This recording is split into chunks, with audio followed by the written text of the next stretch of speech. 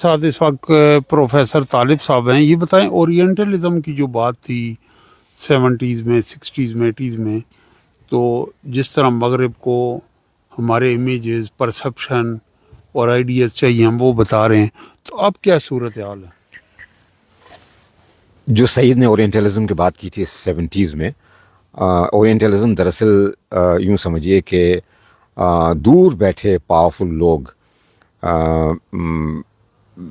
गरीब मुल्कों की जानिब देखते हैं और तिजारत और दीगर रिलेशंस उनके होते हैं।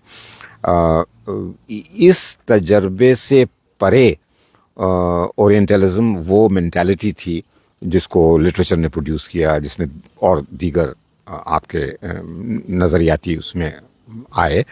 ओरिएंटलिज्म, मैं तो ये कहूँगा कि वो एक बहुत बड़ा डिस्टॉर्शन था, और उस डिस्टॉर्शन के ज़रिए पावरफुल जो है वो हुकूमत कर सकता था ओरिएंट के ऊपर।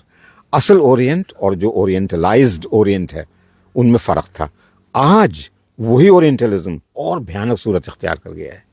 यानी पहले तो कम से कम मरज़ पकड़ में आ जाता था, अब मरज़ का पकड़ना बहुत मुश्किल है, क्योंकि अक्सर औक़ात पहले तो अंग्रेज़ या फॉर दैट मैटर यूरोपियन या वेस्टर्न थिंकर्स जो थे वो ओरिएंटलिज्म के शिकार थे। अब तो हमारे ही लोग जो हैं, यानी ये ग्लोबलाइज्ड हो गया है, यानी ये यूनिवर्सलाइज्ड हो गया है, और ये इतना बड़ा मरज़ है कि इसको अब टैकल करने के लिए खुसूसी आपको कॉन्सेप्ट्स चाहिए और उसके तरीक़े चाहिए।